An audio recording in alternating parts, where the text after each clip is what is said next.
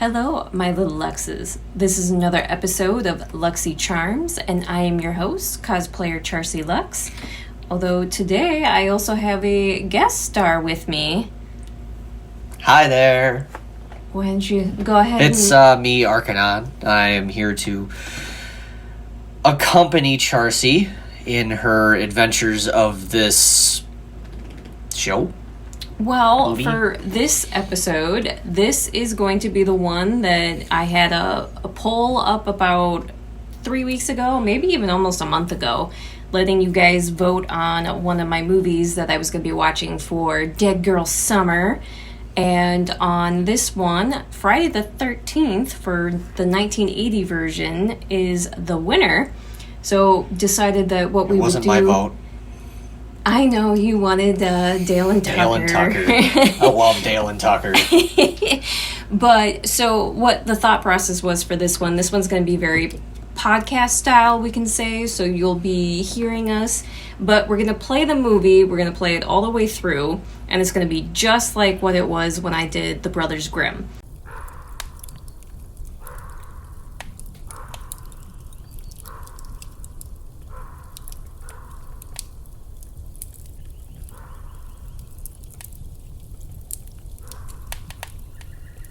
We're technically streaming it because we bought it on Vudu, so we're 5 seconds in, but if you have the film, we are right at the spot, right where it is showing Paramount, a Golf Plus Western company.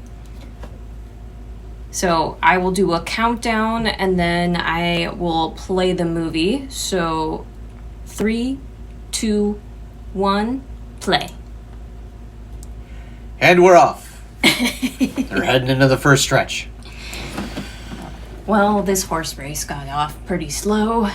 That's debatable. I mean, this was really the answer to Halloween. It really was. It was the answer that they wanted to do because they went, wait, we can do this and make money? All right. Although I just realized, since we're using my phone to record and not using the mic, I need the other phone. Although I guess I can use yours. That will work. For what? For looking up the cast. Oh, that's right. I had everything saved in my phone, and I'm like, well, this isn't gonna work. Yeah, well, mistakes were made. Mistakes are always made. Ugh, your phone makes sound. Yeah, because I have my sound on so people can notify me and I can answer my friends. Yeah, but it's so annoying that the phone clicks when Not you that type. I have many that message me, but that's a whole other story.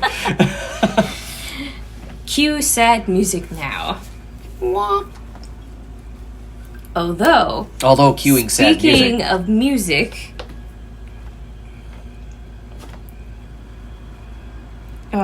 in this film for Friday the 13th, the music was done by Harry Manfredini, and one of the things that he had said in the film was that the only time that you hear music is when the killer is on screen. Otherwise, throughout the entire film, there is no music, which I have never noticed that in the past. So knowing that information, I want to pay closer attention to the fact if there's music playing or not, especially at certain scenes where even Manfredini had kind of, or I can't even say his name anymore, Manfredini had even said that there were certain scenes where you would expect to hear music, and he kept it straight. He flat out said that he only wanted the music to play when the killer was on screen. So, or I guess when the campers are singing. Or what? Yes, I mean, the killer could be on screen here. Kidding.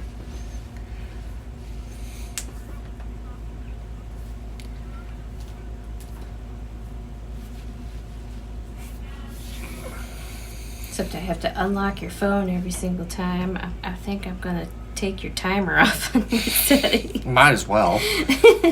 You're going to need it for what you're doing. Mm-hmm. The proverbial, let's do it and get killed. That was actually brought up. So this was written by Victor Miller, and that was one of the things that, well, kind of a thing. This film was directed by Sean S. Cunningham, and of course, him and Victor, as friends, came up with the concept of that they had wanted. Well, it was in Halloween. The idea with Halloween, where Cunningham had kind of told Miller, like, hey, why don't you go watch Halloween and literally take all your information from Halloween and we're going to copy it, mimic it, and then thus Friday the 13th was kind of born. And of course, one of the stereotypes that kind of stemmed from Halloween and still sticks. Yes, and to this day. Still is, if you have sex in a horror movie, you are going to die. It's kind of a staple at this point. It's almost cliche to not do it now. Because they've gotten into plenty of shows where people have not died. Can't think of it off the top of my head, but I know that has been the joke on a few of them.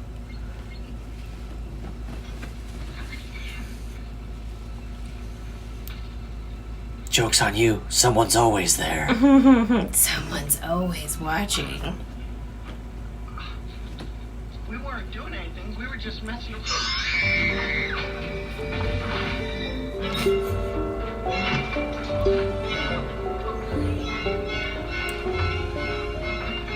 Someone's going to get you. So, spoiler alert, if you haven't seen this... I can always record a quick spoiler alert beforehand and stick it in. That's what he tried to do, and this is what happened. That's what she said.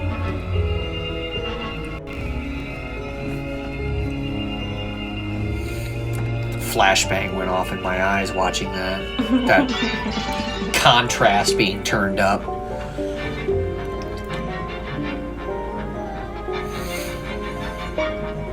So has anybody ever thought of doing, like, I don't know, a very bad idea of a horror movie that you watch in VR? In VR? Yeah. Like, I'm pretty sure it already exists. That'd be just bad. I know there's horror games out there that just... No, there's no way I'd do that. No way. Well, we just watched a movie this weekend with our friends that was basically based off of an old video game. Yeah. Five Nights at Freddy's, except Willy's Wonderland, I think, with Nicolas Cage. That was great.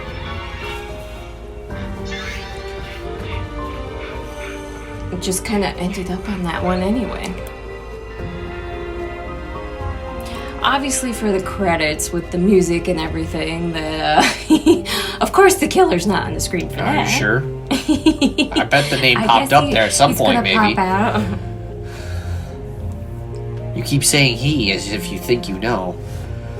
I just putting on the ambiance there.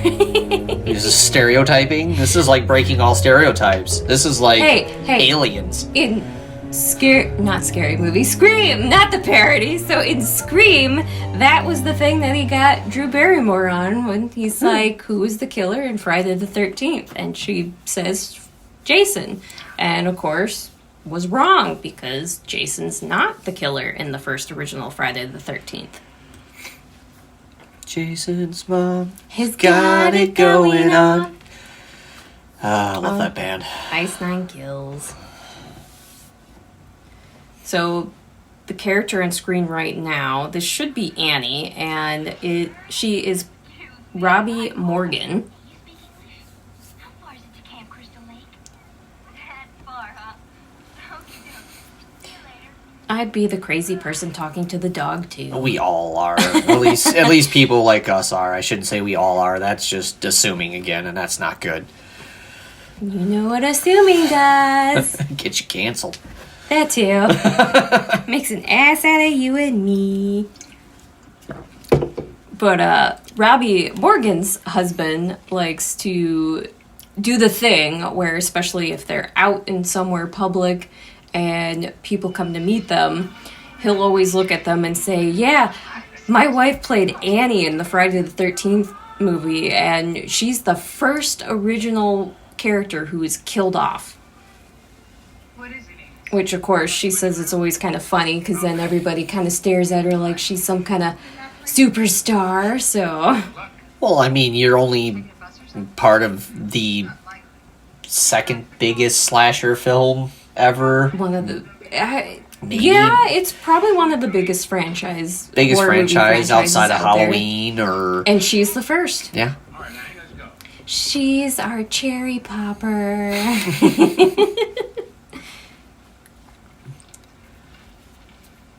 All the girls up there gonna look as good as you?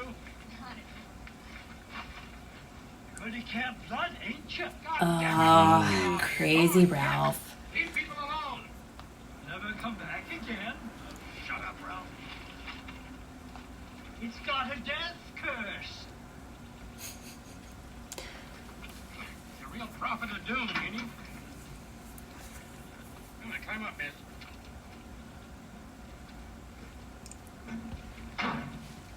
Just seeing the old vehicles back then, too. Yeah. Because everything, yeah, technically this is supposed to be in the 80s, but it's 1980s, so everything is still very 70s. I tell you, he's causing problems enough for your boss with all that talk.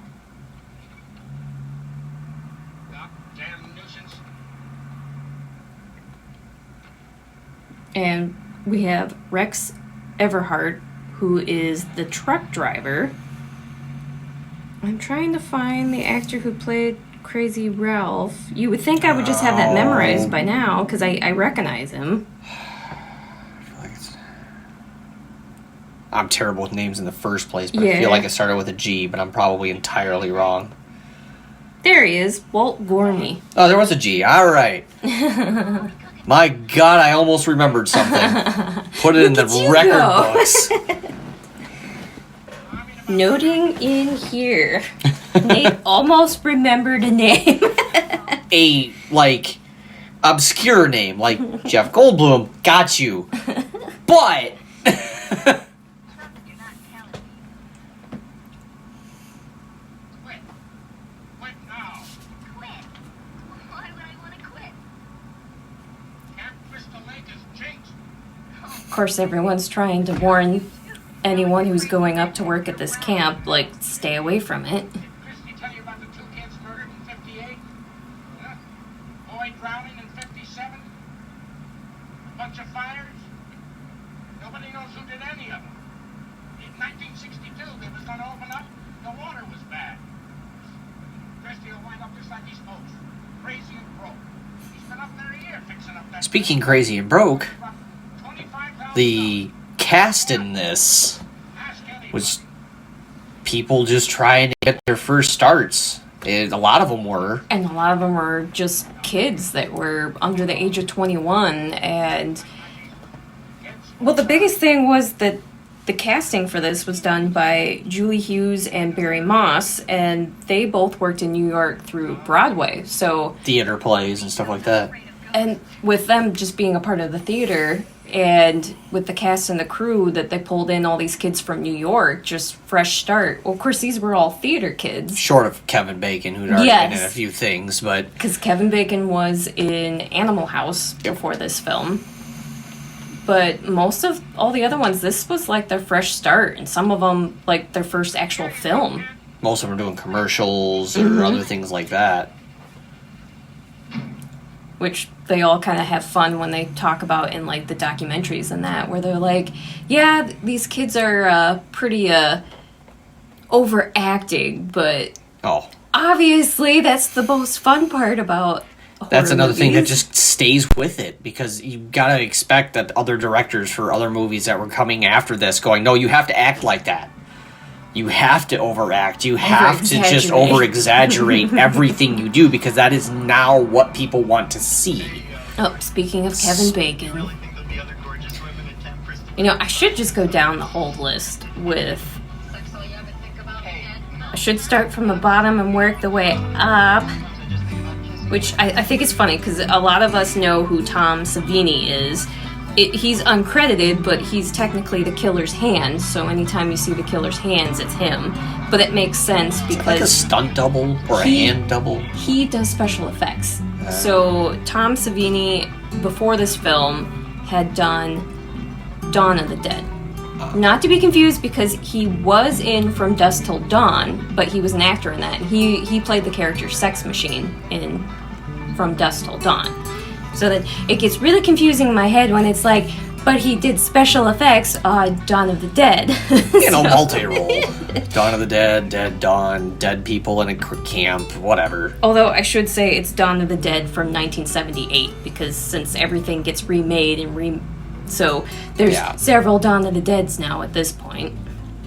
But then we have Erwin Keyes as the busboy, but he's also uncredited. We have Noel Cunningham, boy in the 1958 camping circle. He's also uncredited. We have Ari Lehman, who played Jason. Ken L. Parker as the doctor. Mary Rocco as the operator. Sally Ann Golden as Sandy. Dorothy Cobbs as Trudy. Deborah S. Hayes as Claudette. Willie Adams as Barry. And I had mentioned Walt Gorney as Crazy Ralph already. Ron Milkey as Officer Dorff. Ron Carroll as Sergeant Turney. And mentioned the truck driver Rex Everhart already, too. We have Peter Bauer. That is a fun way to say, or is it Brower? Brower. Peter Brower is Steve Christie. That's gotta be Brower. And if we're butchering any names, or she's butchering any names... I'm butchering the names, not you. As always, I apologize for...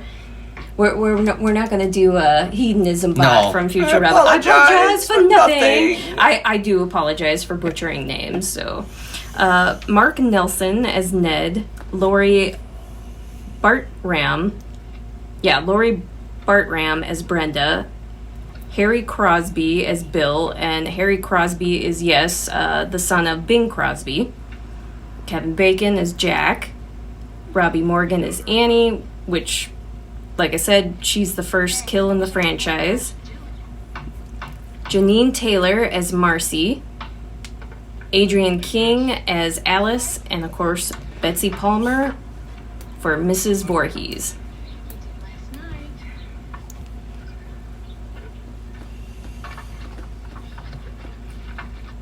So the music that was done by Harry Manfredini, like I had mentioned before, that just found out that he never played music anywhere else except unless the killer was on screen. So it's interesting to note, after seeing that documentary, in this scene where Adrian is, I believe this is Steve's character, and they're talking together, and he's like, this would have been the perfect opportunity to be playing some kind of music, because he's like, I kind of have a romantic interest. But he's like, I left it be. He goes, the music was for the killer, and that was for it. It is an interesting thought. Like, I don't watch movies and think about the soundtrack that's going on behind it in most senses. I mean, some of those iconic ones, in Star Wars, Lord of the Rings, all those iconic ones with like the sound in the background. You don't think about what it's doing to emphasize the scenes. And what's going on, And whereas this one, it's like, I've never noticed that before. And sure enough, that would have been a scene where you would have thought, oh, there should be some kind of music playing. And I was right. That was supposed to be the character Steve.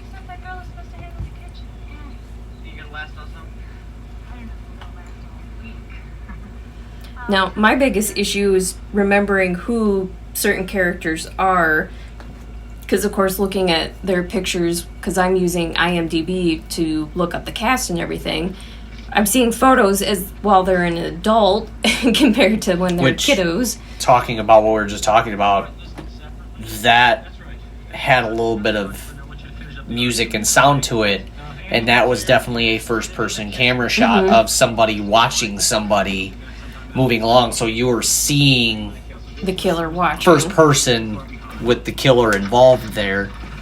knowing that information. You neglected to mention that downtown they call this place Camp Blood. Camp Blood. Camp Blood. Now, the funny thing to note with Camp Blood was that Victor Miller, who, of course, like I had mentioned, had based his script off of Carpenter's Halloween, his work in process title for the film was going to be Long Night at Camp Blood. But Cunningham was stuck on his title for Friday the 13th because the first thing that was created for this, there wasn't a concept, there wasn't a script or anything. The first thing that Cunningham got into his head was, I want a movie that's called Friday the 13th. Because he's like, Friday the 13th would sell. So he stuck with that name, and which, good thing, because I mean, everybody celebrates Friday the 13th. Can you imagine Long Night at Camp Blood? And it's also kind of thing is like, did Friday the 13th, and I didn't take time to look this up, did like the ambiance of the day take shape after the movie or before? Or was Friday the 13th always a superstition? Yeah, I never looked it up. Let's Google that. Let's see. Did this just heighten it? Because with a lot of those days or superstitious situations, like there's something that had it predecessor and he may have just used it to capitalize on it, which obviously worked. Mm-hmm. But if this is what started it, then that's even a little more interesting. Yeah, now I'm curious to know. Because why would he think that that was his day to use it? There had to have been something already there. Why do I want to call it Friday the 13th? Well, it's a creepy day. For this reason. That they knew. Apparently, the superstition kind of started around 1907. That it was because of a publication from T.W. Lawson's popular novel Friday the 13th. So... Okay. Yes. Good old Wikipedia. Wiki. It's never right. Friday the 13th is considered an unlucky day in Western superstition. It occurs when the 13th day of the month in the Gregorian calendar falls on a Friday. And let's see if they go into actual history of it. Oh, apparently it's a Norse myth. Just the number 13.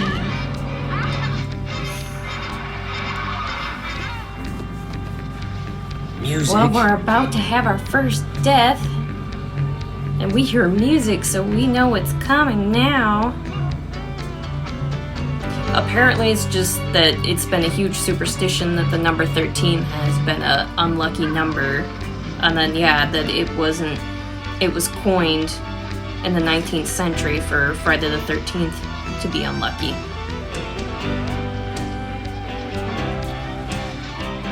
My guess is because, typical work weeks ended on Friday. Mm-hmm. By that time with industrial, maybe, probably not. But yeah, A lot of that stuff apparently didn't really happen until the it became a thing in 1900s. 1907 because of that guy's publication. Yeah. I might have to find that book and see what it's all about. Probably just like a thing in a newspaper that Yeah, got, now it's in a poem book of some sort. A quick little blip. Short story. Just like my short story, The Vampire. And that's an old classic, too, because it's like after I got done reading, I'm like, God, I recognize this. And unfortunately, we're about to see Annie's demise.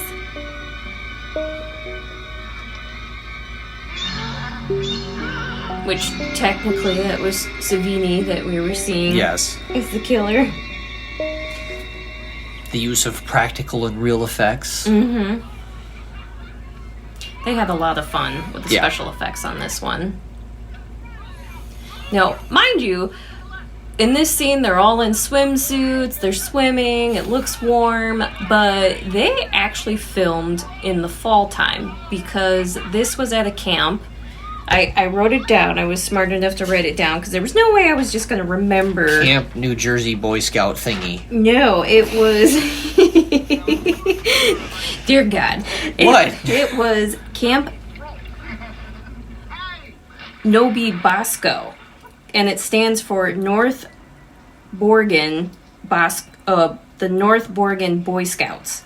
So the camp that they used was actually an active Boy Scout camp.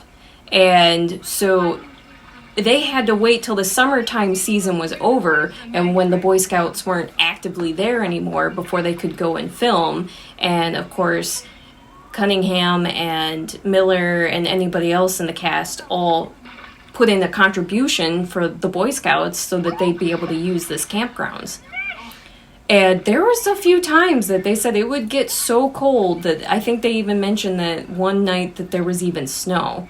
So they're all swimming and it's probably cold outside. Or cooler, Or maybe cooler, like 60 at the best. Which that's cold. We've been in the water Up when in it's been that Jersey. cold. I said that entirely wrong. I apologize if anybody uses a New Jersey accent. Something's wrong with Ned.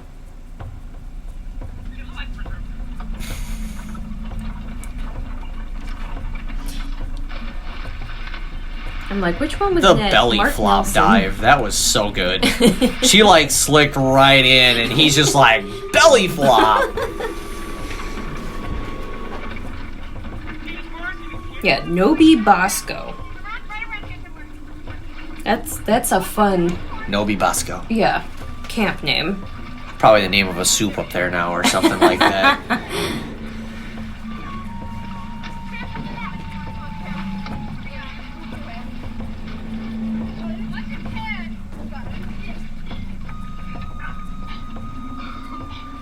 Back when you'd see guys in Speedos way more often.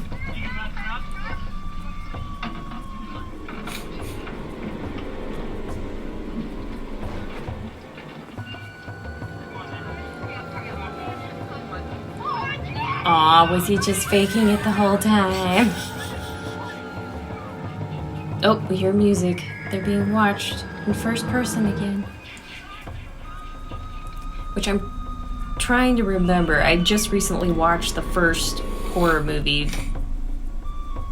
that gives credit to Black Christmas. The original Black Christmas. That's the one they give credit to for using the camera as the first person. Oh, gotcha. Of the killer actually looking at people and watching his victims.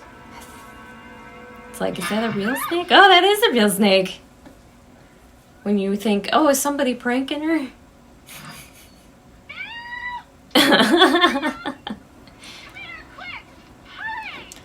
I was gonna say, a black snake can't be a safe snake. Probably not. Probably a black moccasin. Blackadder, yeah. You know, nothing So a good. water moccasin can be pretty All those are not poisonous. something to deal with, yeah. My- I know somebody who's way better with that knife. Machete. I'm sorry, it's not a a knife. machete. But my parents saw a black moccasin out at the local lake here years and years ago, and my mom said that it's rare, but apparently they do show up in our area. Oh, yeah. And we're in northern Illinois. Yeah, we've, my dad talked about them summertime swimming in, like, the lakes and stuff around here. Being Just be careful. and when we're going out to the Mississippi for our anniversary, I'm going to be swimming in a beach. Right? Look out for those snakes.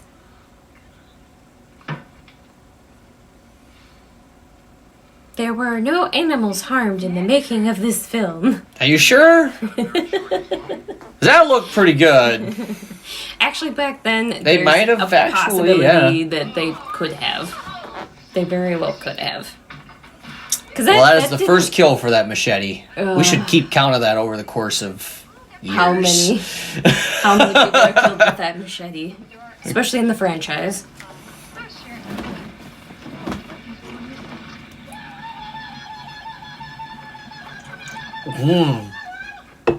That aged well. Ugh.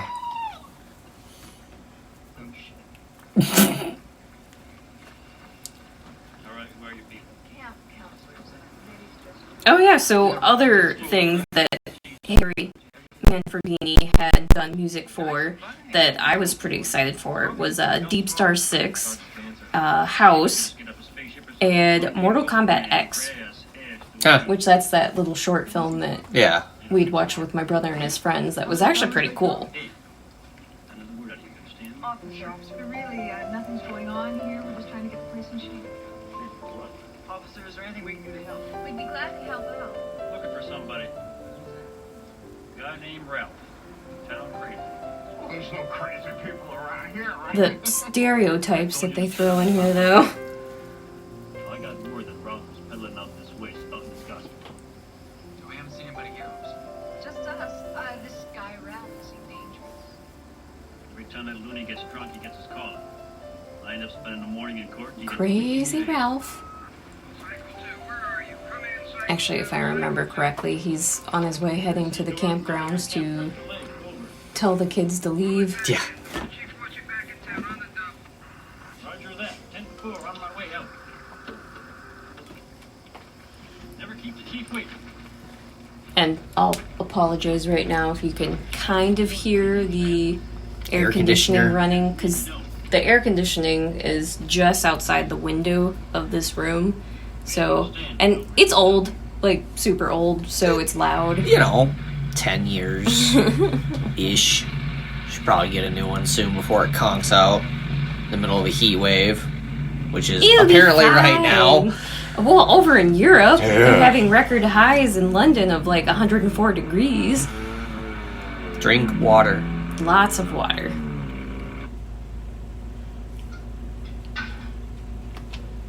Oh, and I had forgotten to mention that the cinematography was by Barry Abrams, and I had already mentioned that the casting was by Julie Hughes and Barry Moss, which Cunningham had mentioned that he was lucky to run into Barry Moss while he was in New York. Crazy Ralph. She found him! In the pantry, like, I'm of the all places. messenger of God. You're all doomed. This place is cursed. I mean, if I was a messenger of God, I'd be in the pantry as well. Curse. Who are you? What do you want? Weird. Okay. You all couldn't see my face on that one. I apologize. Just what? That's the point. It's not supposed to make sense. Awkward. Go. Should have listened to Crazy Ralph said. Just go. You're all doomed. Doomed. So good, though. Oh. So good. Hey, have you met Ralph? It's that neighbor we all ignore. And that we have the special makeup effects by Tom Savini and Tasso and I'm going to butcher his last name, Stravaskis? Stravaskis? Sure.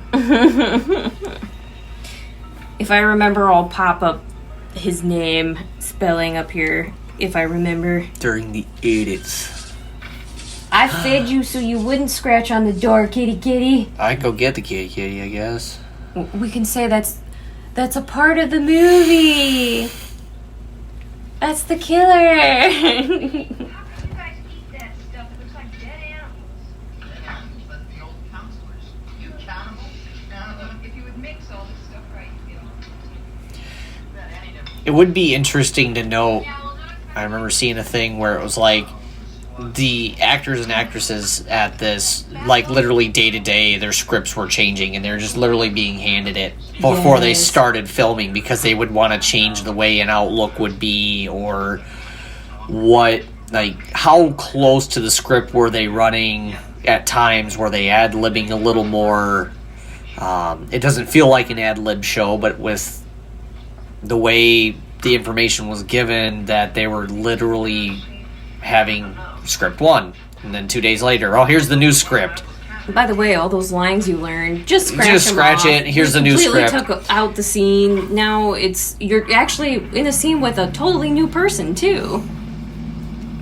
I think Jaws did the exact same thing, where day to day they were changing the script, and that there were nights that they were handing them the script and they were learning them. So the same thing happened here. Well, fun. They get the Oh, go ahead. they'd get the script just before, memorize it, and then have the scene the following day. What'd you think of? If I'm not mistaken with Jaws, wasn't the story scene completely ad-libbed? I cannot remember the actor's name. No, it wasn't, but it was much longer than what they cut it down to. Yeah, okay. I was like, I could have swore it was like him telling his own actual real story. I remember He hearing made about it that. seem real, but it's based off of a true story Well, that it somebody is. had. Well, that's a and true their story of the experience. Indiana. I think It's the Indiana that delivered the first A-bomb. Now I'm trying to remember my war history stuff I listened to too much of growing up.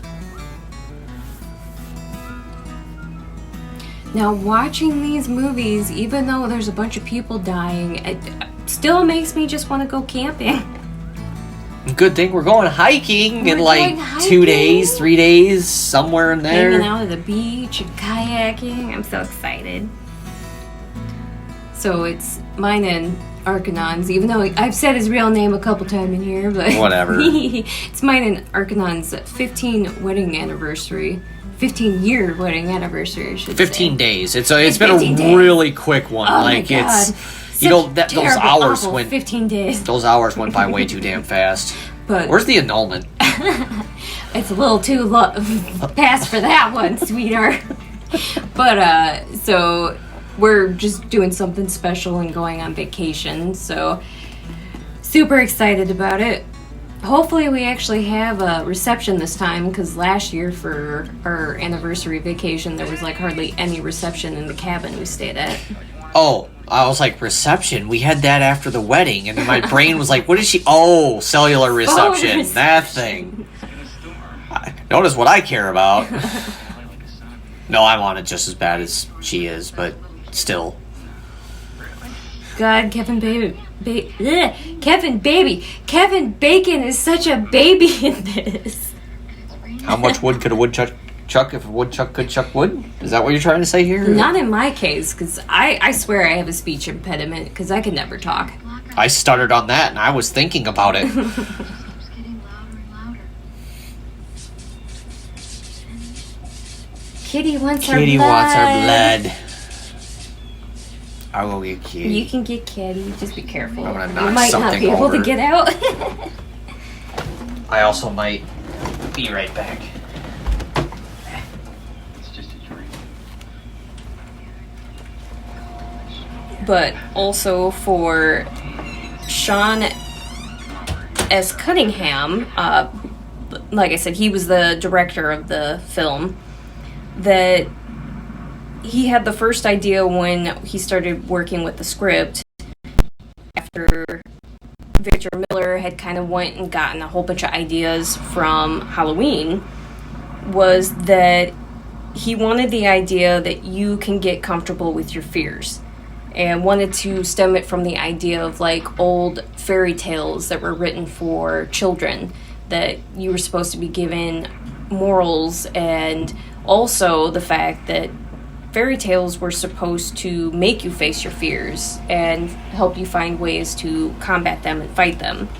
So he wanted the same idea, that this was the idea of you getting comfortable with certain fears, like the idea, the possibility, is there that monster that's under your bed, and also the idea of... Oh, did she leave? She left. She left, and I now she's shut at the the door door. again. And now she's back. Alright, come here, you fluffy. Get in here. And then it makes me lose my train of thought. Come here. Come here, Foofy. Come yell into the mic. Come say hi. Hopefully she squeaks. She might. But also, he wanted to stem it from the idea that it's centered around the younger generation, of the idea of them thinking of the thought of unwarranted deaths. So that the thought that all these teens aren't thinking about death, that they're focusing on their futures, but when the thought and process of untimely death can come to you, it becomes this fear that they focus on. And that's kind of where their focus was, and the fact of thinking that, hey, there's a bunch of teens in this situation, or really young adults, but there's no actual adults that are here that can help them.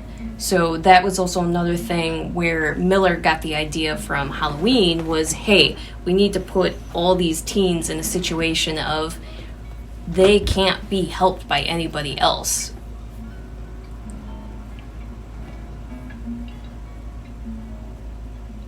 That's a really cool fireplace, though. Yeah. Just makes me think of Ash and Evil Dead. Why, I don't know. Well, it's kind of around the same time frame. Well, not Ash and the Evil Dead, but actual Evil Dead. Whichever one, all of them. The actual Evil Dead. We'll give him a hand again. I was gonna say, Ash vs. Evil Dead is the most recent one, Okay. and that was only a few years ago. We'll have to help you if you Fabulous, fabulous franchise with Bruce Campbell.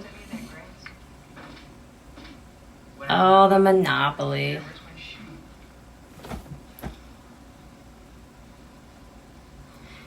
And in this scene, of course, you have Kevin Bacon's character where they're having sex, so we know that they're going to be dying here soon. Oh, yeah. Because that was one of the things that they had kind of ripped off from Halloween, was the thought process of, if you have sex, you will die. And also stems when the thought of getting comfortable with your fears and the idea that the killer is under the bed. So thinking of in your childhood when you want to tell your parents, hey, I think there's a monster under my bed. That's kind of the fear that they were trying to push in this scene here.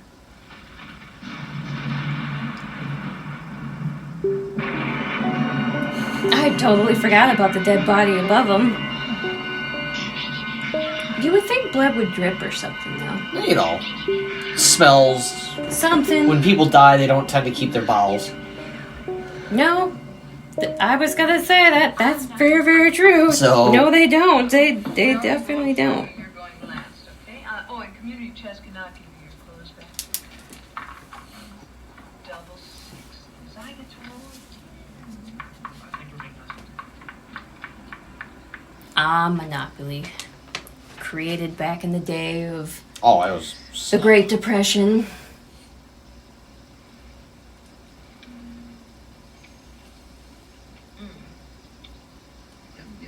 Where you going? There's literally blood on the. Yep, that's pillow. been dripping on the pillow. How do you not notice that? Oh my god. Getting cold in here. And of course, them mentioning about being cold definitely stems from the fact that it is cold in that area. But they also had his character put on this shirt because then when they bring in the body. prosthetic body that is supposed to be punching a hole through him, it's not actually his body. And let's face it, it's easier to hide a contraption through clothes than Oh well, yeah. trying to make it look like real skin. Yeah. Baltic Avenue. I'll buy it. No one ever lands on Baltic Avenue. I think it's a pretty color. Hey, I've won games with Baltic Avenue, so You have. I have witnessed this. Baltic Avenue. You owe me one boot. Coming. Alice draws first blood. It's a terrible way to talk. Although I don't think we played Strip Monopoly. I don't think our friends would be up for it. You know. We played Strip Poker with them. No, we did the worst one where we played Strip Never Have I Ever. You find out a lot about your friends. By the Yeah, way. right?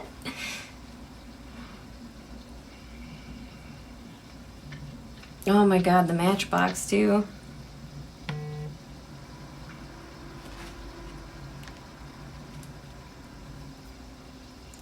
It's like, shh, quiet phone. Don't you buzz buzz. Eh. Don't you buzz buzz. Is she smoking the devil's lettuce? Yeah, that you could tell they put on the shirt Right. to hide the well, I can't Prosthetic. say prosthetic possessor. Hey, we're playing this all the way through. You guys are getting bloopers all the way through Oh yeah, this. there's gonna be bad. Because I has a speech impediment. Or I'm just special, one of the two. Oh, so the death scene with Kevin Bacon, which is really important, we should be talking Oh, about, yeah. is that Savini was underneath the bed. He was actually the one that was pushing the arrow through the prosthetic, and he had a pump that he was supposed to be pushing the pump, and they had sheep blood, and that was supposed to be spurting out for Kevin Bacon's character when he was dying. But unfortunately, the pump wasn't working and the blood was going backwards. So Savini literally started blowing into this pump and started spraying the sheep blood himself by blowing into this tube. And the big reason for it to be that kind of a high-pitched scene was they made the prosthetic and they can only shoot it once because of all the blood. It's gonna stain the prosthetic. You're breaking through the prosthetic. So it was a one-shot take. That was it. So when He was dedicated to the he scene. was 100% dedicated to make this work. So he started blowing through the tube instead of using the pump. And when they pulled him out from underneath, he's just covered in blood. They're like, what Real. the hell happened? Real sheep's blood, not like, you know, we just mixed this up because we bought it at the It's corn syrup. corn syrup. That it's okay if it gets in your mouth. This is the stuff that came out of another living being. So thinking about that just kind of makes you go, ugh. It literally looked like a scene from a horror movie. Yeah, You'll always be playing. But that's dedication right there. That he was gonna get that shot. right.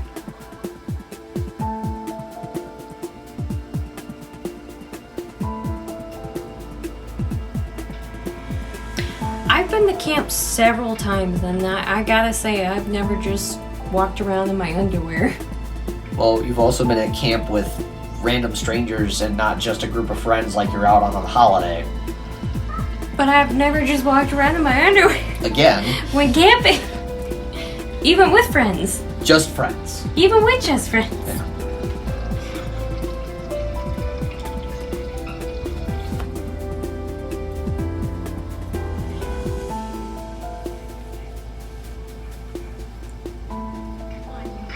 Now, is it a hot scene? Oh, yeah. Is her death just as fun and epic? Yeah. Of course.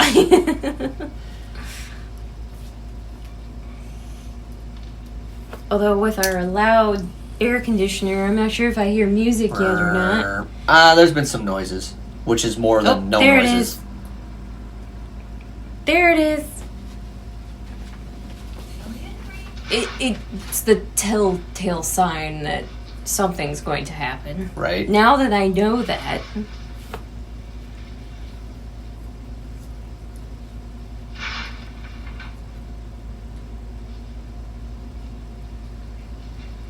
Must be my imagination. axe to the face.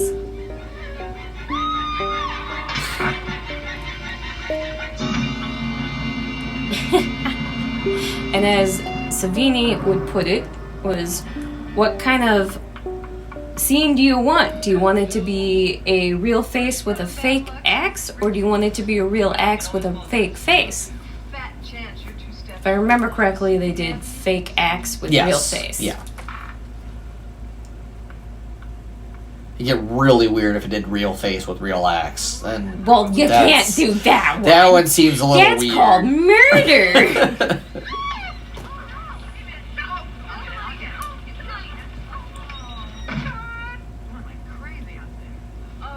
That explains why the environment always did look cold in this movie. Yeah. Because it was filmed in the fall. There's just a totally different environment. Just when it was getting interesting. See you guys in the morning. See ya. Bye. Bye. I'd be the one to put my clothes back on. It's too cold. Gotta have the sexy. I know. Well, she's in the raincoat now. Don't judge me. I do that every day. It's my right as your wife.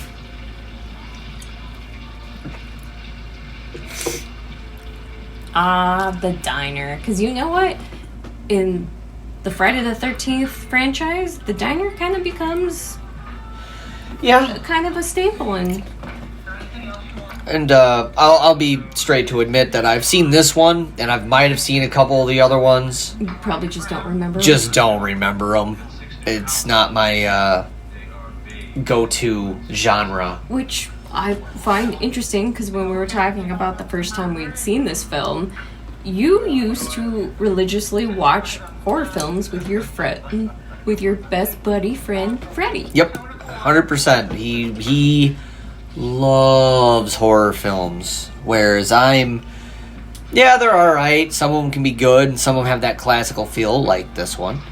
But most of the time, spoiler alert, I am not one to sit down and watch a horror movie, because unless it has some sort of decent plot line or even hook or something like that, I'm not there just to watch people get murdered. That face, though. The cat. I'm helping. No, you're not, actually. You're distracting. Whereas me, I've just You love your dived B-rated. into horror You movies for absolutely everything. love your B-rated horror movies. I love the good ones, though, too. Yeah, you love the good ones too. And I do have my I am horror just- movies I like. I do have them, but I don't go looking for one to watch. True. They're not your comfort films. Yeah. Twister. Now that's a comfort film. But that is a horror movie if you really want to talk about it. But We've we'll talked have about that before. That's on another show that we did at some point. It's a creature feature. It just only gets a couple kills. You 2, never said 3? it was a good killer. 3 confirmed? Well, no, I gotta remember how many died in the other ones, but yeah. It didn't take the house. Mm-mm. It did not take the house.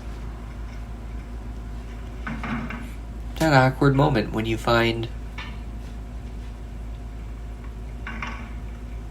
Yeah, technically, shouldn't she find the other girl? Hey, Kelly, Kelly. can you move away from the computer, honey? You don't need to be in the cords. And of course, Manfredini came up with his famous music, which, mind you, I put that in the quotations, sound that everyone knows and loves for the Friday the 13th franchise, because it was just him making sounds with his mouth and then them taking it against a electric syndicator, I guess, that would create it to become like music.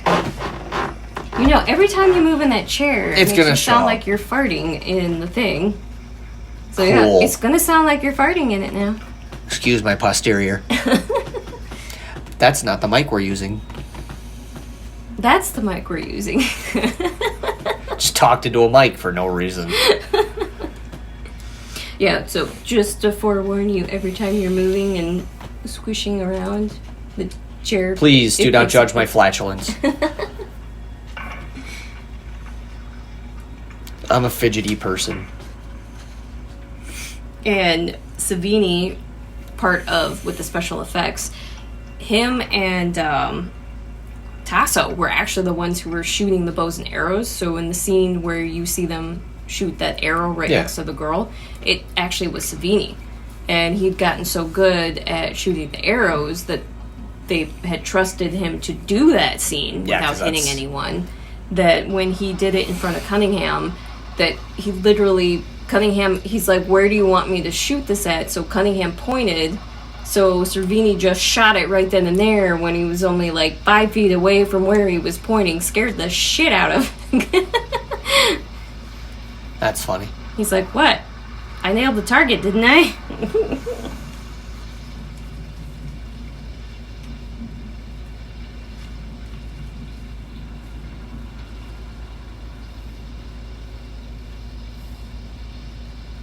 Mysterious Jeep. Thought the thing would go through anything. Dragging a trailer. Can you give me a lift?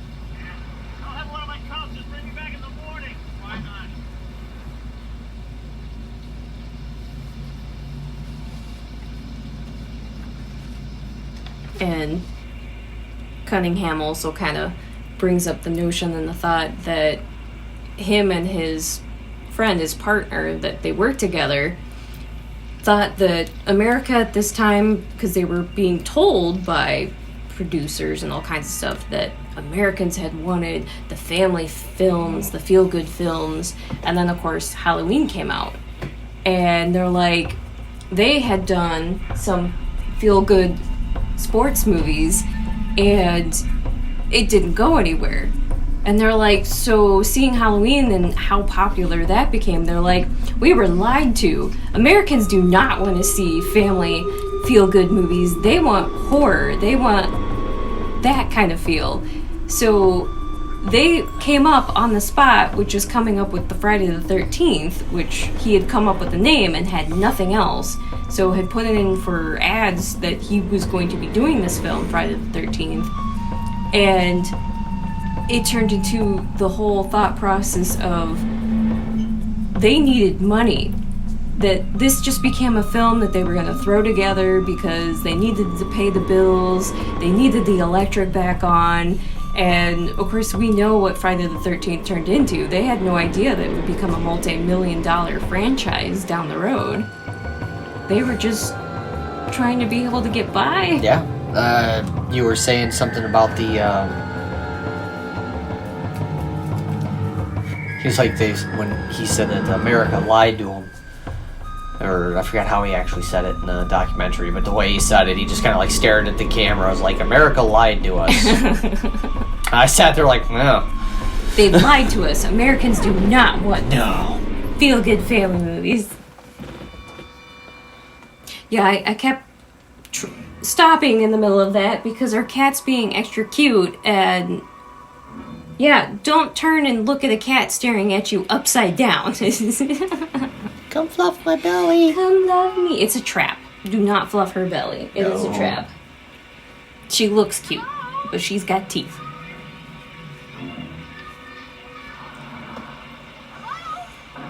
Now knowing who was actually the one calling, you would never know. No. Because it was Servini's hands doing all the kills. It's a nice misdirection. Oh yeah, they did really good misdirections. They created a lot of misdirection for this film. Because, of course, we know, and if you're listening to this before you've ever seen this film, and it was from 1980, you would that's know. on you. I mean, you should know, especially if you've seen Scream, that in the first film, Jason is not the killer. It is his mother, Mrs. Voorhees. And they wanted to create so much misdirection for you not realizing that she's the killer till that very end moment. And when you realize it, and that they were so good at the misdirection that they chose to cast Betsy Palmer. And back then, Betsy Palmer was seen as the girl next door, the feel good, and that you look up to this person, that you would never suspect her of being the killer. And that they chose her and reached out to her like, hey, oh yeah, I forgot about this scene, the arrow kill. You know, if you're on an archery scene, the last thing I would do would be standing around waiting. But hey, that's just me.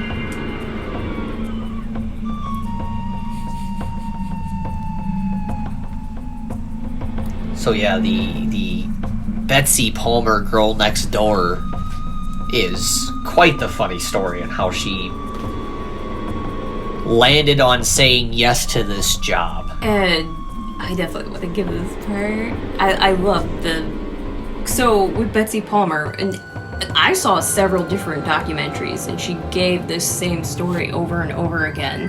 But that at the time, she was on Broadway, and she was traveling back and forth from home, and she said it would be around like an hour to an hour and 15-minute drive there and back due to the fact that it just depended on traffic.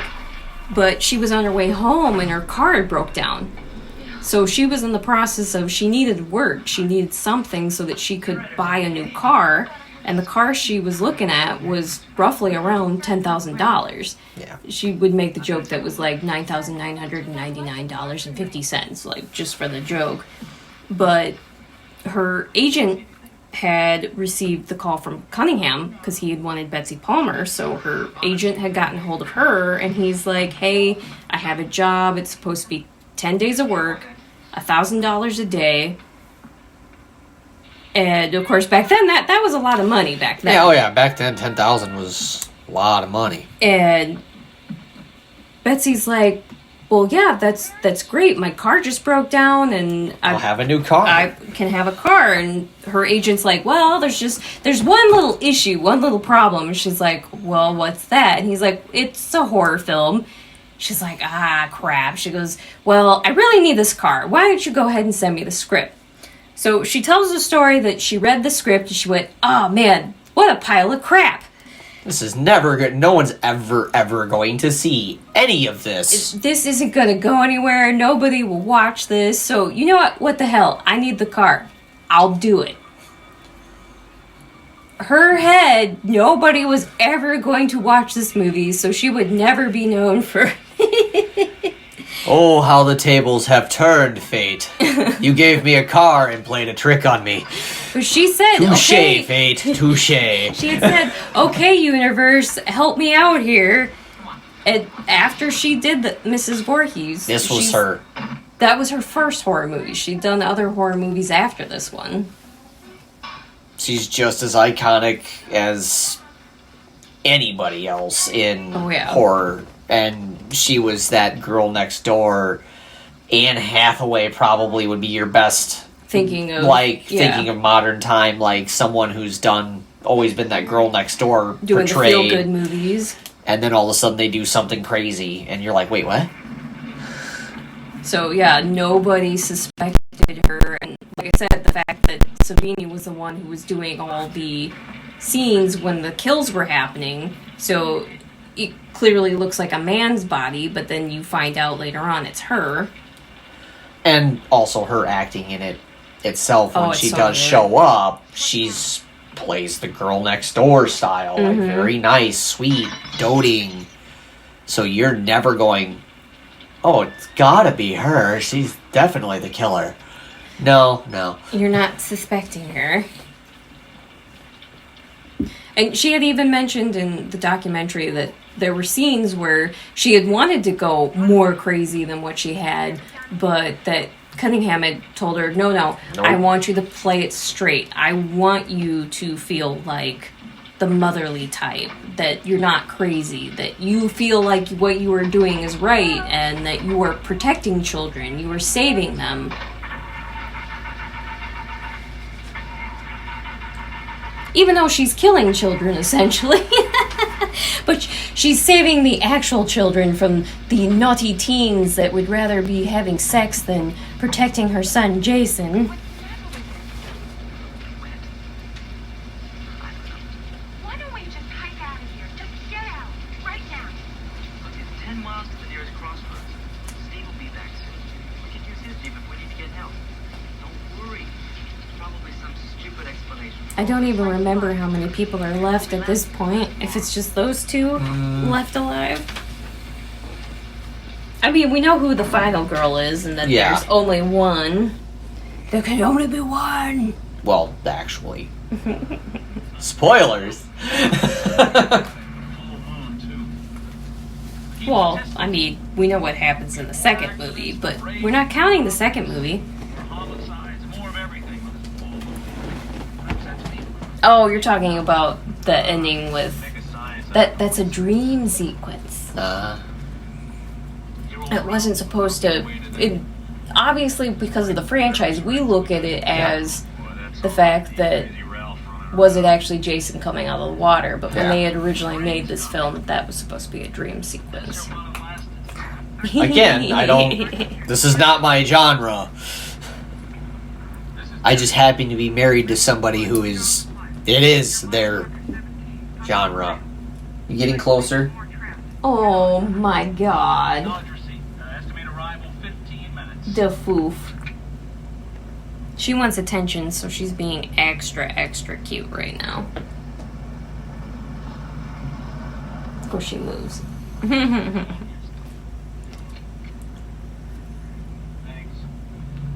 Good luck.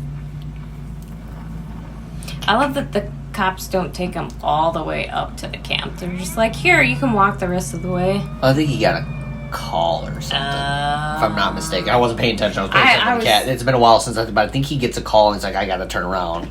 Yeah, it helps if we pay attention and not to the cat. Viewers, you know. It's cute. Well, actually, not viewers. I guess if you're listening to us and watching the movie at the same time. Listeners, you know. let us know. Double listeners? Multitaskers? That's a new term. Hello? Who's that? The famous Camp Crystal Lake. Hi. What's going on this bed? And of course, he's not suspecting who's the killer in this. And, he's blinded. So he could see the knife or whatever she's using. I can't remember what that kill was. It's not like the last film I watched where he used every tool in the tool shed to kill people. I mean, she uses multiple weapons in this one. She's got the hatchet, she's got the arrows. The arrow's the more impressive one. Sure, I mean, the you gotta know how to machete shoot the thing first. Yeah. That's But then again, why when you're you had just the standing special around effects doing guy nothing. doing it. Yeah, well, I mean, it's not like she didn't have years to be up there just shooting arrows. So when was this actually set in? 70s?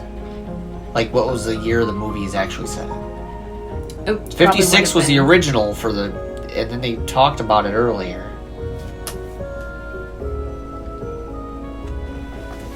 Well, I think this was supposed to be filmed. Like, you mean now, or you mean in the past? No, it's supposed to be 1980. 1979, So, 1980. First killings was 56 and 57. She's got 23 years of... But she's, every time they've tried to open the camp, she's been sabotaging it. She's been around for 23 years. Yeah. She could be learning, because she's probably out there all the time, sabotaging crap. Hell, she could be living out there and just fucking with people, and anytime anybody comes out there, she was killing them.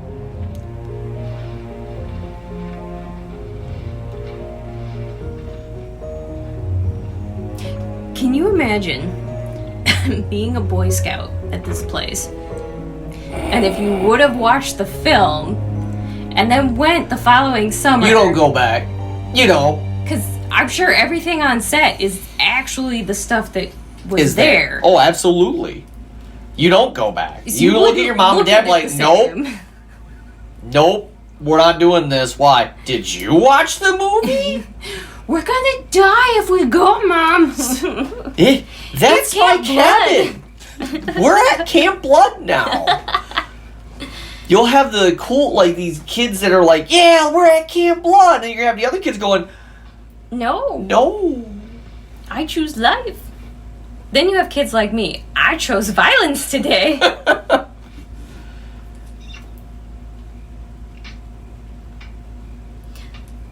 This was also a film that there was absolutely no stunt doubles.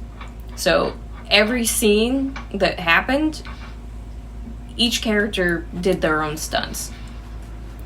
Back to that conversation of people trying to do something to make their career start. Mm-hmm. You're going to do whatever it takes. Well, they had even mentioned, Cunningham and Miller had said that it wasn't even they didn't know that you could have stunt doubles. That it just was something that was starting. And the fact that they didn't realize that they could have brought in some stunt doubles for their characters, but the grittiness of this all, because even in the end scene when Betsy and Adrian are fighting in that big fight scene, that's all them really wrestling and fighting with each other. Yeah.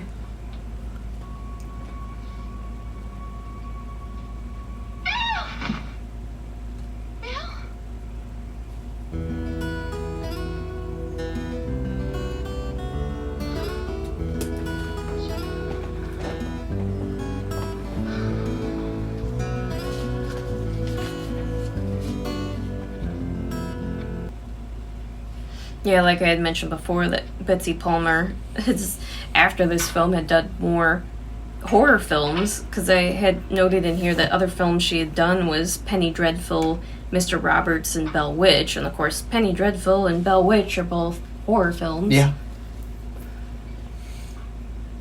And Adrienne King, who had played Alice in here, absolutely from the very get-go had said that she really wanted this part because back then they all knew that this film was going to be special. Yeah. Like, there was a mixture of people that, like Betsy Palmer, she didn't think it was going to be anything, but the younger group truly believed that this was going to be something.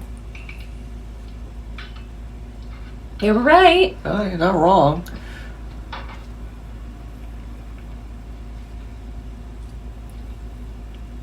But I mean, it was, again, there's been horror movies since forever, or scary movies. Maybe not horror movies, but scary movies.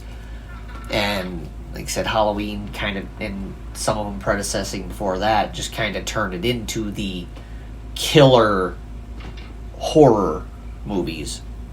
So The rise of the slasher films. the slasher films, yeah. I mean, Jaws obviously was in the 70s.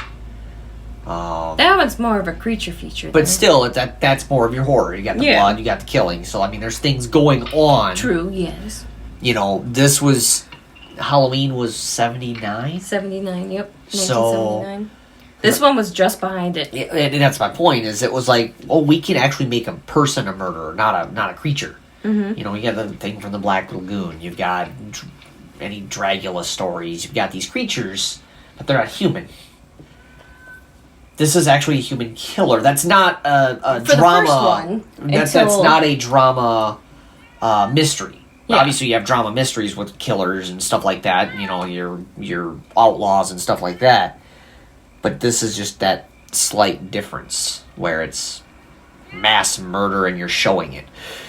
Which is interesting to note that in the first one, they have that, where it's a human. Yeah. But by the second one and the rest of the franchise, Jason now it's a creature. Is technically a zombie, so... Creature feature. But that's the whole superstitious, or not, that's the wrong word. Not superstitious. I'm not sure of the word you're looking for. Didn't quite make it. So Savini mentions, because this is the scene where Harry Crosby's character gets stapled to the door with arrows, that before the scene, when he was put into set for the makeup and everything, he was just walking around with these arrows on, and Savini's like, some of us got lucky enough to get him on film, and he goes, I still have those pictures.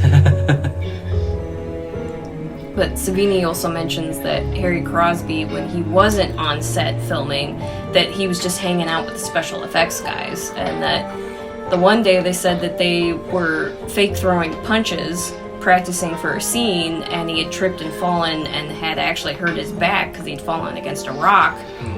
And so while he was hurt, he would just sit in the back of the truck and he would play music the whole time. So anytime that they were moving from set to set, he was just in the back of the truck playing music, I guess. Right. So we might not always have music in the film, but on set they always had music going. But very resourceful, by the way, tying that knife. Yeah. Maybe she learned it from the Boy Scouts. Well, you know, she's a camp counselor. She should probably know how to tie a knot. Especially a good knot. Or a good counselor should know how to tie a knot. I have other things I can go down that road with, but I'm not going to today. You didn't choose violence today? I wasn't thinking violent.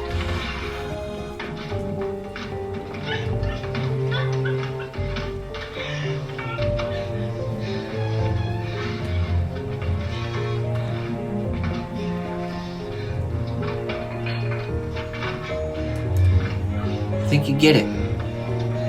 Those magazines are gonna help. It's an outdoor, right? Like it's gonna swing out so that That would have been hysterical if it just wants to slow the killer down. Yeah, I was about to say, at that point, go it's- over a mound of shit. Yeah, it's gonna slow him down because I'm sitting there like, I swear that door opens outward, so that's why the rope's there, which helps it not swing out, which is nice. But once it's open, that's just gonna slow things down, I guess. I'd like to note that there was no killer visible. That was all music now. But the killer's on scene. The killer's present. Yeah. Okay. I So guess anytime the there's that. killer's present, there's music.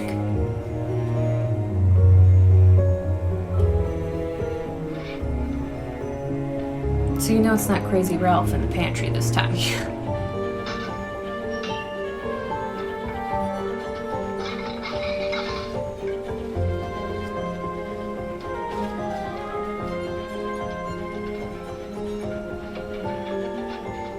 Adrian actually was one of the ones that, because you had mentioned the younger generation that they were just doing commercials and this Yeah. was their breakthrough films.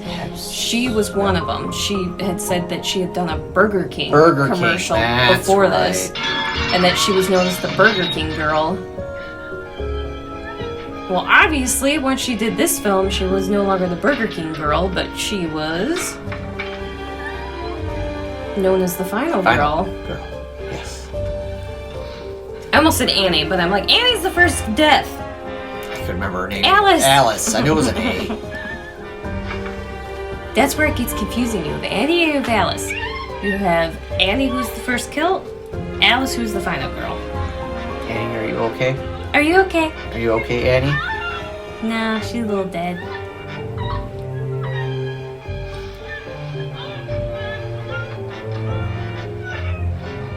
And if anyone knows any of the horror movie franchises, if you're the final girl or final boy in the one film, doesn't mean you don't end up dead in the later films. Well, what I love is this actually started the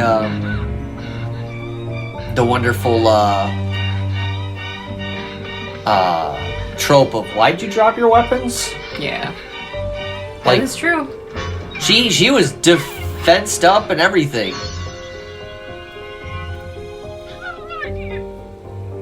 Well, I'm Mrs. Voorhees, an old friend of the Christies.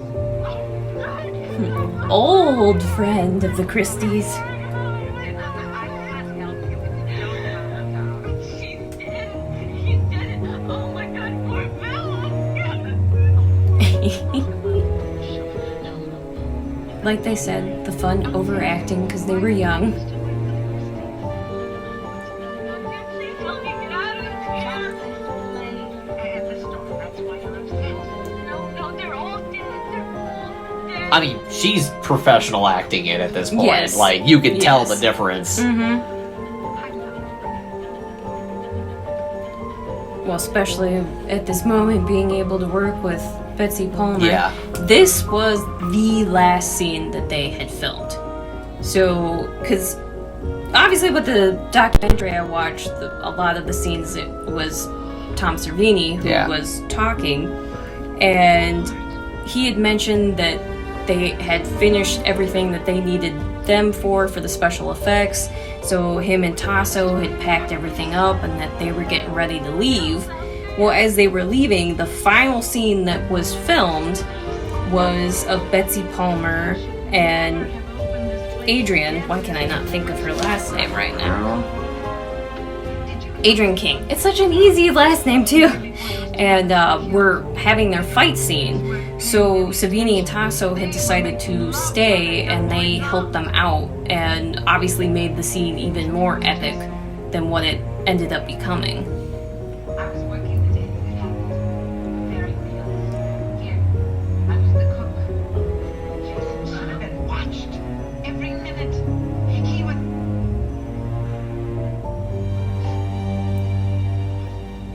Swimming. We can go now. I think we should wait for Mr. Christie. That's not necessary. I don't understand. You will understand. I forgot she was technically the cook. Yeah. And that's the only reason why her son was there. it's like I said, this would be the last scene to shoot because they told her you're only getting $1,000 a day. You'll have 10 days of work. They've shot for 3 weeks, so the whole film in like 3 or 4 weeks, months time. So those last 10 days would be figuring this scene out. Because she wasn't in any of the other scenes. No, it's all first-person shot and stand-ins. And what's interesting is Betsy Palmer has mentioned in other documentaries before where she was going to Cunningham and saying, you know, you're not being fair to the audience. You're not giving them little hints that I'm even in the scene. Yeah. Like, shouldn't I be sitting at that restaurant at the beginning, at that little diner or something? Just little hints. Maybe have me sitting somewhere in the Jeep. And he's like, no, I want complete misdirection. He's like, I don't want anybody to have a clue. And then when your character shows up, they're not going to have a clue that you're the bad guy. Yeah. And it works brilliantly. Yeah. Until she starts telling her story about Jason, it's like, oh shit, it's been her. Never mind, she's been carrying poor Annie around with her. She isn't okay. Daddy Annie is not okay. They're fighting everybody. How many knives does she have? I mean, it is a campground. 'Cause, like, You she just- pulled the knife, the now one was still sticking in. Like, she's probably got, like, a rogue's worth of knives and just starts chucking them. Or, you know, back then, everybody had a pocket knife. You stab them with the That knife was you not a have, and pocket then knife. Take a pocket knife. That's a Or their- Bowie knife. Or their hunting knife. How about that? The scene. The scene that everybody knows.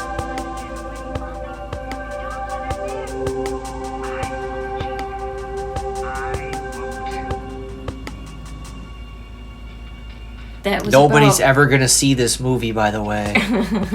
ever. You're always gonna be the girl next door. You ever done something your entire life and then did something different and became completely well more known over that? Yeah. Welcome to this.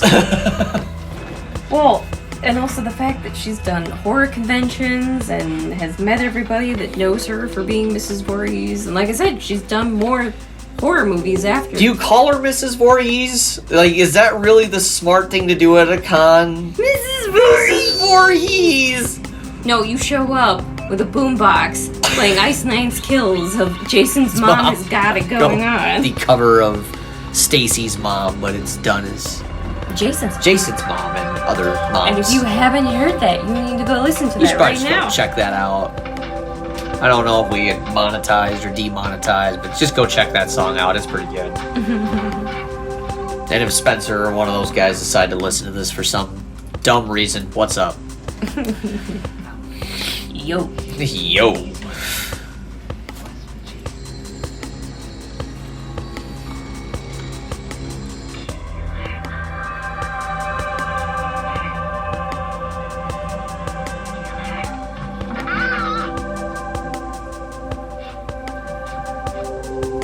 Adrian had flat out admitted and said that since they had no stunt doubles, this whole fight scene between her and Betsy was real. And this was supposed to be a scene that was only supposed to be recorded and filmed in like 2-3 hours, and it just kept getting longer and longer because Cunningham wanted the shot to be perfect.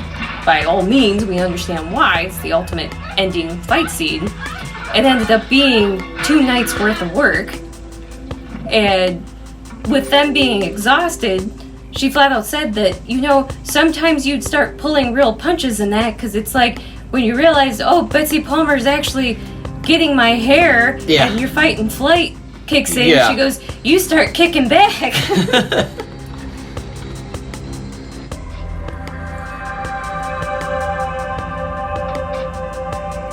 Corduroy sweater. Yeah. I want one now. But just how good she does. I mean, she doesn't do horror, but No. She's acting. She's an Yeah. actress. She's a professional actress. The only one in this movie, like full on, that's been around and professional, yeah. done this for many different times in many different situations. it's like, yeah, some of these young ones have done some things like here we and said, there. Kevin They're still Bacon, professional. Yeah, did do Animal House, but that was a comedy. He was still young. And again, I shouldn't just rope it all into she's the professional actor. She's the experienced actor. Yes, there's Or a good actress. way of putting it. Because they're all professionals, because I'd be absolutely awful in front of a camera.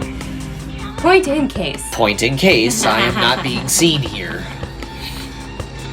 Probably for the best.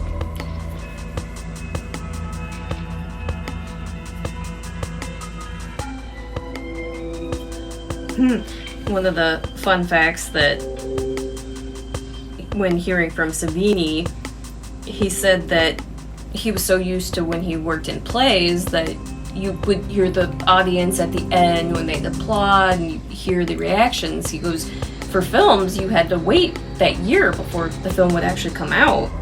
And he had mentioned that he would go to the theaters to watch people's reactions. Oh, God. And that he was sitting in the theaters, and because he knew about the music and that, so he would start picking someone. He'd find someone in the audience and he'd just watch them. And when the scenes would happen, he goes, that was my glorification. That was my feel good. Was he's like seeing someone's reaction. It's literally a TikToker's dream. Yeah, Like, actually seeing you know what I somebody mean? react to your masterpiece. Yeah. So you made this really cool thing and someone gets to see it for the first time and you scare them or you do whatever else or whatever that intended reaction is. You get to see it. And back then, there wasn't TikTok. There wasn't video cameras on everybody's phones watching everybody, seeing everybody posting their responses. You have real responses because we'll admit it, we're so desensitized. The reactions back then, people would faint, people would throw up, people would freak out. This is too much. This is too real. They would literally freak the fuck out. They'd run out of the screams with their kids and whatever else and swearing up and down and saying this is an act of blasphemy and yeah. Granted, Jaws and Dawn of the Dead and Halloween had finally happened, so at least they were a little desensitized. Yeah. Not by much, but... Hey, it's the pantry. Crazy Wrath. Here's Johnny. Here's Oh wait, wrong movie. Betsy. Which Psycho was done before this, so Yes, Psycho was technically... that would have been another slasher. That would have been... Psycho was technically the first slasher. If we want to be like on terms, Why I forgot Psycho all the way up until now, but slasher. obviously that little homage to that scene was right there. And I'm like, oh wait, Psycho! Well, that was Shining. Or Shining. That was The Shining. This is why I'm not the horror person. I know what I'm talking about. I just put two things in wrong places. And to this day, I still have not seen The Shining all the way through. I've just seen the bits and pieces. We bought it.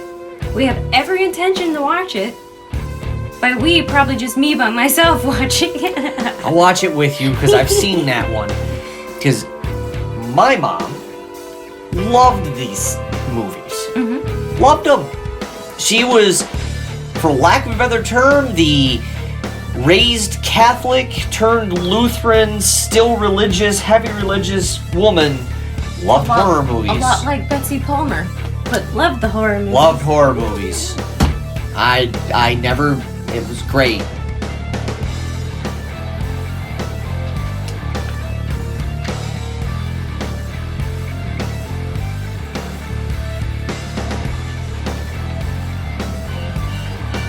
And the big scene. Oh, there's your machete Yeah, right? that you were looking for. Why do you think it's next to the beach? Guess who gets it?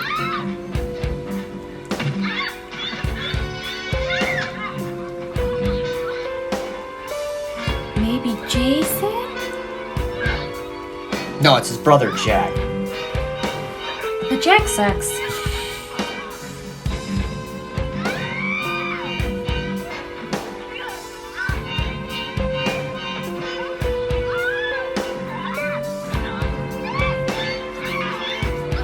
Yeah, this was the scene where...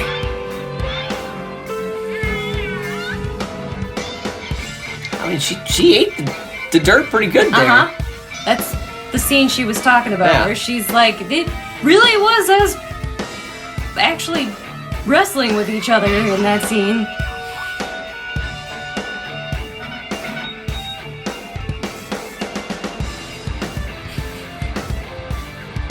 If you cut off your head, do you still walk around and move a bit? Brain lives for 7 seconds, I believe. Mm-hmm. So the head, the body will just nervous system itself into twitching. Keep twitching. Because I think it's 7 seconds or something like that. You still The head still is Yeah. alive for that amount of time, too. because that's how much blood's in your head or something like that. 5 to 7 seconds. It'd be Obviously, a nobody's actually been able to. horrifying way of... Well, talk about decapitation. That's why they would pick the head up. So you could see the faces of everybody who watched you die. Yay, medieval times. And we think we're desensitized. Yeah, right? Let's go out to the public execution, guys! There's a good one today. We got 5 people. It's time to go to the guillotines. And the queen said, let them have cake.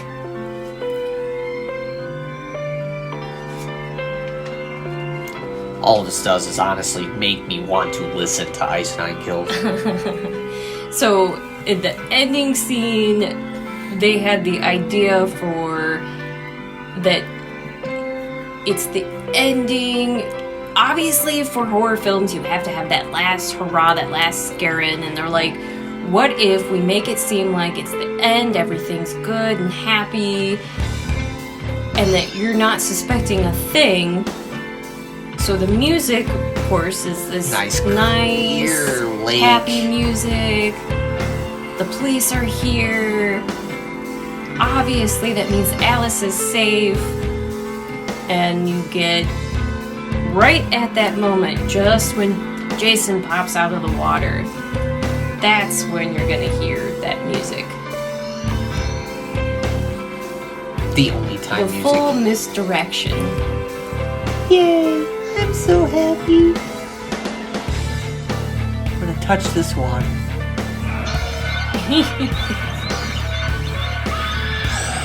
They flat out said that when they put Ari Lemon in his prosthetics, they didn't show Adrian beforehand. So that scream is authentic. That she actually was scared the shit. Now, mind you, it's the idea that Jason didn't pop out of the water. Right. It was a dream. Yeah. It just kind of opened up the door for it to be a Become actuality. the next franchise, yeah.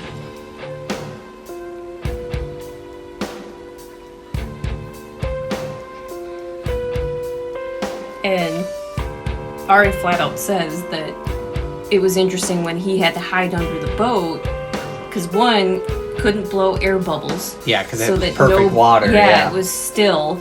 And he said the prosthetic on his face, the buoyancy on that thing too. So he was fighting that the whole time while also trying to hold his breath.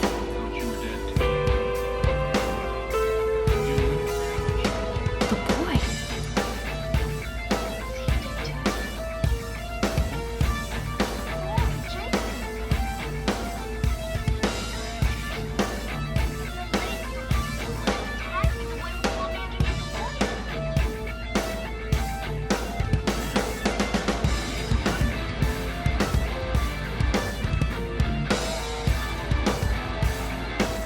So just kind of a nice little setting of, was it a dream? Was it not a dream? And they weren't expecting to make more movies. But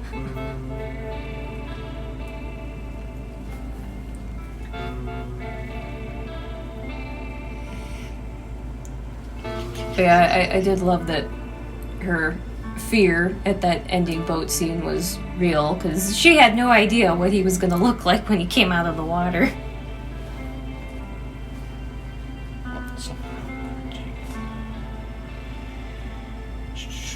Oh, looking up. Lifetime gross is $65 million for this. For this Friday, the 13th. Just behind Freddy vs. Jason when it comes down to that franchise. Oh, I was gonna say Freddy vs. Jason. It's guaranteed that Freddy vs. Jason is like almost everybody's favorite. Well, we definitely want to thank you guys for joining us on this one, and I found it. You found what? I found it. Production budget was $550,000, and the opening weekend made $5,816,000 on May 9th of 1980. Nice. That's pretty crazy. I was gonna say that's pretty good back then. That'll make you make a second one real quick. Yeah. Because I don't think it was too long afterwards that they decided, well, we'll continue this franchise. Yeah. I'll tell you right now, actually. Next release was April 30th, 1981. Oh yeah, so back to back. Like, they spent $1.25 million and made $6 million off of that. Oh, well, Kitty wants to go. And that's opening box office. But yeah, we definitely want to thank you guys for participating with us, and hope you got a kick out of our facts and yes, and enjoyed doing this with Archanon. Yeah, you know, he was very nervous about doing this with me. I just don't bring too much to the table when it comes down to facts often. So you do better than you think you do. Yeah, we'll keep trying. We'll keep going at it. Maybe next time people will vote for the right movie. we can just watch Tucker and... Or it's Dale and... No, it is Tucker. Tucker and Dale versus Evil. I always say it backwards for whatever it doesn't reason. Matter. But anyway... Doozy of a day, officer! But anyway... So, you could find me on my Twitter for Charsie Lux with 3 X's. You could find me on my Instagram for Charsie87. Or you can find me on my other YouTube channel for Little Channel of Horrors. But we want to thank you for joining us once again. And we hope you guys enjoy the rest of your day, afternoon, evening, night, overnight, whatever morning, time of the day it is for you. Sometimes people wake up in the morning and watch things. Whatever time of the day it is. Have a good one, guys. Bye. Bye.